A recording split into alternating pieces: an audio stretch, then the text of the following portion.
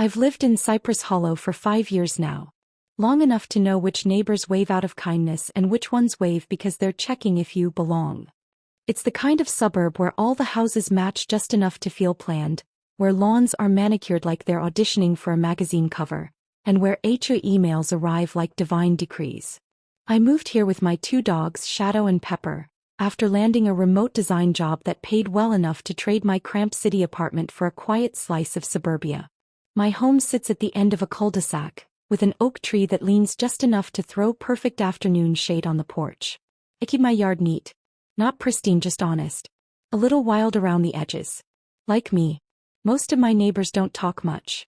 They nod at me tight-lipped. I'm the only black homeowner on this street, which wouldn't matter if it didn't matter. And then there's her. Karen Whitmore. President of the HOA. Blonde bob stiff with hairspray, pastel cardigans no matter the weather, and an unsettling ability to smile without ever meaning it. She moved in 2 years ago and turned every monthly HOA meeting into a morality play, casting herself as the suburban savior. At first it was little things. A note in my mailbox reminding me to move my trash bins by 6 a.m. sharp. An email suggesting my front garden might benefit from more neutral florals. Shadow barked too loud. Pepper's leash was too long. I was too something always. Last week she dinged me for decorative clutter. It was a wind chime. Handmade. My mother gave it to me before she passed. Today is Saturday. The sky's a calm watercolor blue, and the air smells like freshly cut grass and someone grilling 3 doors down. I'm sipping iced coffee on my porch, Shadow napping at my feet when I hear laughter. I lean forward.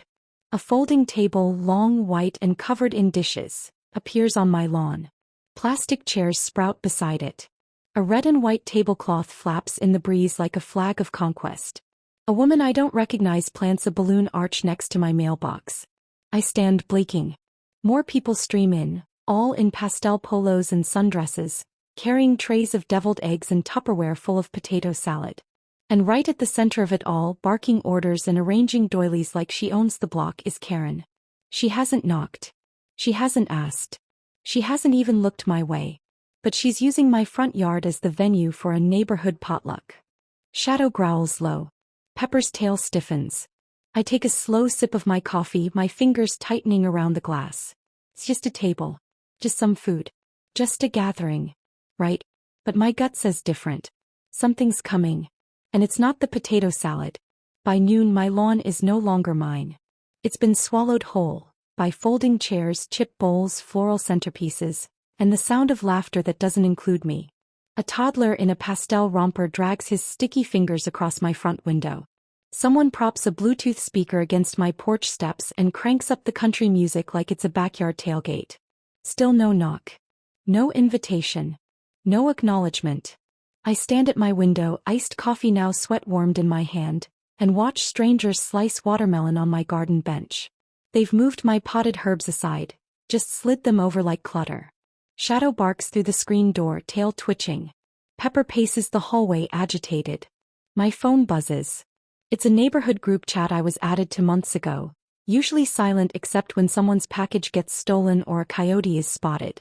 Karen W. So excited for today. Thanks to everyone who helped organize. Special shout out to Brenda for those deviled eggs. Another message pops up. Karen W. Reminder. HOA policy encourages communal spaces. Let's keep Cypress Hollow united. Communal spaces? My lawn is not a park. It's mine. But her words are careful. Slippery. Coated in that polite HOA varnish that makes everything sound reasonable, while stealing your breath. I step outside. Karen is by the buffet table holding court with 2 other women. She doesn't look at me as I approach. Not until I'm standing right next to her. Karen, I say steady. Why is there a buffet on my lawn? She finally turns, lips tight in a smile that never touches her eyes. Oh hello dear. Isn't it wonderful? We outgrew Brenda's yard last time and your space just felt more open. Like I'm not here? Like I don't count? I never gave you permission, I say. She laughs softly, touching my arm like we're friends. Oh, don't be like that. It's for the community. Everyone's welcome. You should join us. Grab a plate. I step back. My voice is calm, but inside my stomach twists. I didn't agree to this. Karen's smile falters, just for a second, before she regains composure. The HOA guidelines allow for neighborhood events in front-facing yards, as long as they don't obstruct traffic. You did read your manual, didn't you? Her voice is sweet. But there's something in it, condescension wrapped in faux kindness. She's not just using my lawn. She's daring me to object. He's testing me. I glance around. Eyes flit away. No one wants to get involved. I see it in their stiff smiles and quick turns. To them I'm overreacting. Angry. Making a scene. A black woman with boundaries is always too much, right? Shadow growls behind the screen. Pepper lets out a short bark. Karen leans in. If it's really that big a deal, she says, saccharine sweet, file a complaint. You know where to send it. And just like that she turns away, laughing as she refills a stranger's lemonade. My jaw clenches. Something is wrong. But she's covered it in Tupperware and pleasantries. And I know, this isn't about potato salad. It's about power. And I won't let her win. By Sunday morning my front yard looks like a war zone. Grass flattened. Grease-stained napkins fluttering in the wind. Someone left half a pie on my porch rail, and a trampled slice of watermelon lies rotting beneath my garden bench. No cleanup crew. No apology. Just a yard that smells like coleslaw and disrespect. I send Karen a formal email seeking the HOA board, politely requesting she never use my property for events again. I attach photos. I quote HOA guidelines, actual ones, not the fiction she spun yesterday. An hour later she replies. Karen W. Thanks for your feedback, Janelle. We'll take it into consideration for next time. Also, I'd like to remind you of the HOA's responsibility to promote unity and shared space. Homeownership comes with community obligations. Hope we can move forward amicably. Move forward? Like I didn't just spend my Sunday morning scrubbing ketchup off my porch? I forward the exchange to the HOA's general inbox and request an official meeting. I don't expect much. But I need a paper trail. Something to hold when they try to gaslight me into silence. On Monday I file a complaint with the city's zoning office, just in case. It's a long shot, but someone has to have boundaries on where HOA community space ends and private property begins. Then I knock on a few doors. Most don't answer. A few crack open and smile nervously, offering vague, "Didn't know it was your lawn," excuses before backing away. But one, Mrs. Alston, 2 houses down, older, sharp-eyed, lets me in. I saw it, she says before I even explain. Saw her tell people to set up on your grass. Heard her say, she won't mind. She's barely ever outside anyway. Like you weren't there. My jaw tightens. Would you be willing to write that down? She nods. Been living on this street 30 years. I know a power play when I see one. By Wednesday Karen strikes back. A formal HOA violation lands in my mailbox. Subject: non-compliant fencing and animal behavior. According to Karen, Shadow and Pepper have been aggressive and unleashed, and my backyard fence, unchanged for years, is now not up to code. I laugh. A bitter, disbelieving sound. She's trying to paint me as the problem. At the HOA meeting that night, Karen walks in like a senator on the campaign trail, head held high, pearls gleaming, lips painted in some smug shade of rose. The meeting room is cramped with folding chairs and bitter coffee in foam cups. Mostly retirees. Mostly white. Karen takes center stage.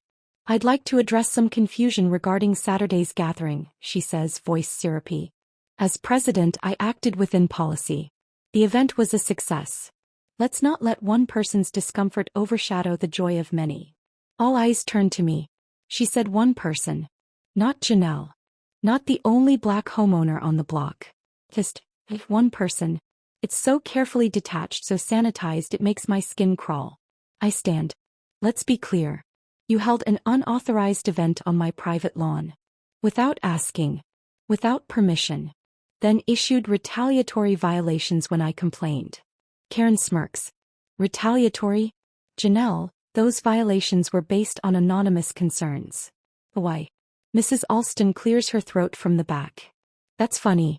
Because I saw Karen tell people to set up right on Janelle's property. Heard her say she'd be fine with it. Karen freezes. Keep going. And here's something else. I pull out my phone. Tap play. The room falls silent. Karen's voice, loud and clear from the recording I made while confronting her on my porch. If it's really that big a deal, file a complaint. You know where to send it. Her tone, bucking. Her intent, unmistakable. A ripple of unease moves through the room. Karen's eyes narrow, but her smile doesn't waver. This feels unnecessarily hostile. We're all neighbors here. Hostile. Because I stood up. Because I didn't stay quiet while she trampled my dignity with lemon bars and lawn chairs. The racial undertones aren't even under anymore. They're right there, unspoken but loud. The tension in the room is thick now. People shifting in their seats. Avoiding my eyes. But some, they look at me differently. Like they're starting to see. And I'm not done. Because Karen Whitmore just made this personal. And I've got 2 dogs, a camera system, and a whole lot more receipts. Saturday morning arrives with the buzz of lawnmowers and the chirp of forced politeness. But not at my house. At my house, silence stretches like a held breath. Until it's broken, by Karen's heels clacking against my driveway. I'm in the yard, watering the flower beds she once called a little too expressive. Shadow lies by the porch, head lifted, eyes sharp. Pepper sits beside me, tail still, sensing the tension. Karen approaches like she owns the pavement. A clipboard tucked under her arm. That same pastel cardigan draped neatly over her shoulders. Janelle, she says, voice smooth as glass. We need to talk. I let the silence hang. Let her sweat just a little. She doesn't flinch. Of course not. Women like Karen don't flinch, they perform. I've brought the board's response to your complaint, she says, handing me a manila envelope like she's serving a court summons. Unfortunately, after careful review, your claims couldn't be substantiated. The board sees no wrongdoing regarding last weekend's event. I raise an eyebrow. No wrongdoing? You used my lawn without permission. Community events are protected under HOA guidelines, she chirps.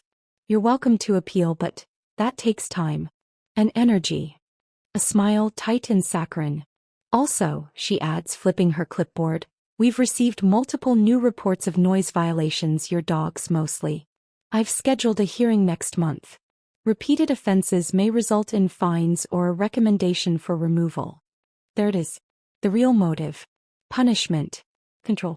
Erase the black homeowner who didn't play along. I exhale slowly. You're really going to go that route? I'm enforcing order, she replies sweetly. This neighborhood runs on respect. On rules. You're not exempt. Then louder, just enough for passing neighbors to hear, she adds. Some people bring the city with them, but Cypress Hollow isn't like that. We do things properly here. There it is again. That thinly veiled racism she coats in pastels and PTA diction. That poisonous implication I don't belong here. That I'm the other she's working to clean out. I glance up at my porch. A small black camera winks in the sunlight.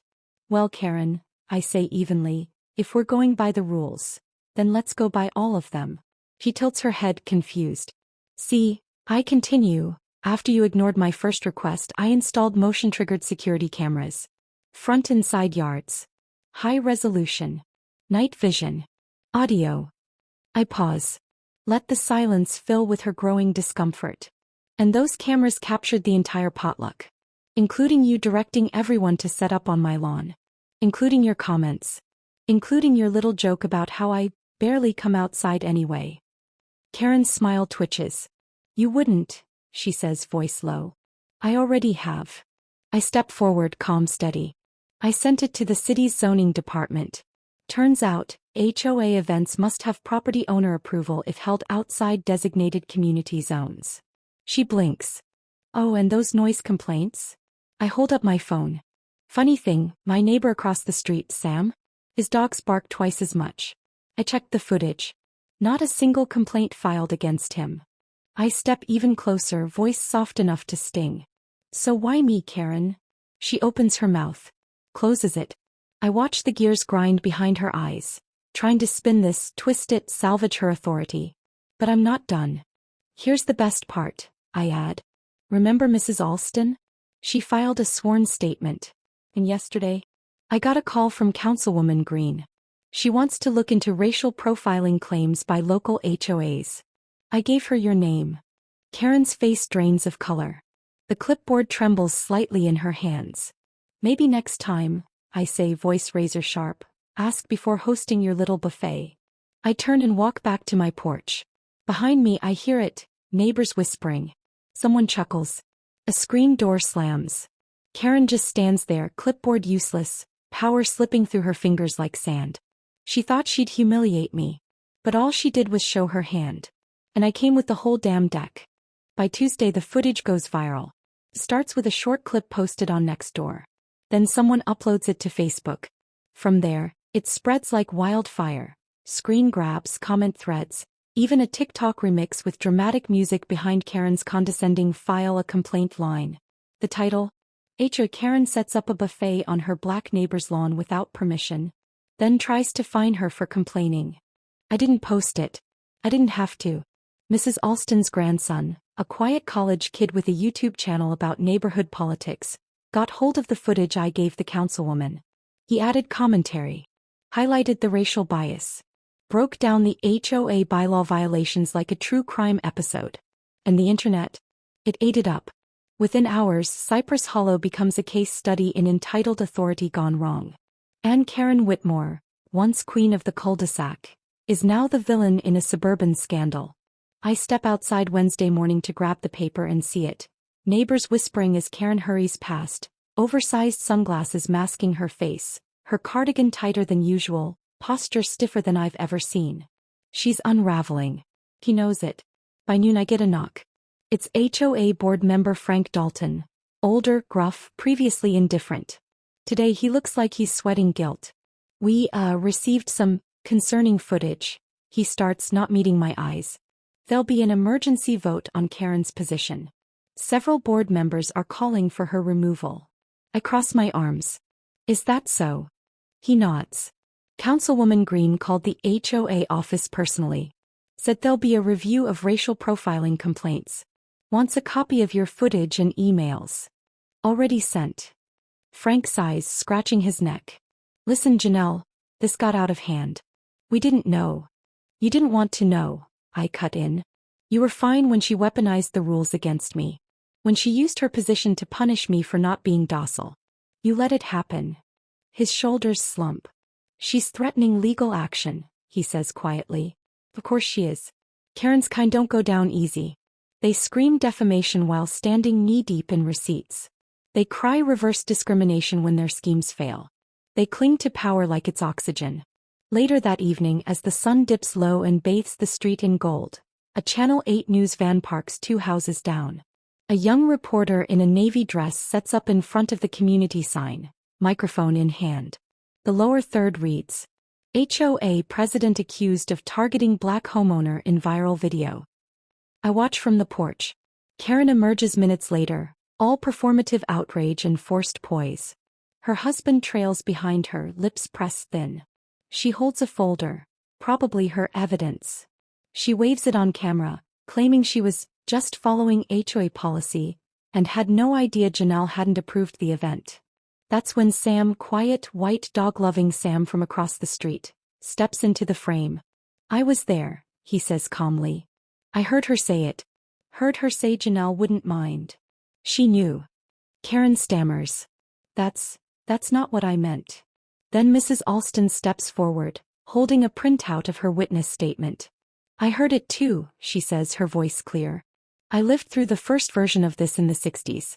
I'm not watching it happen again. Karen's face crumples. Not in sadness. In rage. The mask slips. Just for a second. And the world sees her. Not the pearl-wearing president. Not the doting mother. Just a woman who thought her whiteness was a shield and her title was a sword. By nightfall, the HOA sends an email to all residents. Karen Whitmore has been suspended from her duties pending investigation. A formal vote for removal will be held next week. I don't celebrate. Not yet. Instead, I upload the full footage to a private Google Drive and send it to the councilwoman, a civil rights attorney, and a journalist who's been investigating suburban HOA discrimination patterns. Karen may be out, but the system that allowed her in still exists. Later, I sit on my porch with Shadow and Pepper at my feet. The neighborhood is quiet. But I know better now. Stillness isn't peace. Sometimes it's the hush before the reckoning. And the reckoning is here. The next day, an anonymous flyer circulates the neighborhood. Do you feel safe speaking up in Cypress Hollow? It lists board emails, legal aid contacts, encourages neighbors, especially people of color, to share their stories. It doesn't say my name. Doesn't have to. Everyone already knows who turned the tables. Everyone knows whose lawn became ground zero for change. It's not the vote that surprises me. It's how quiet the room gets when Karen loses it.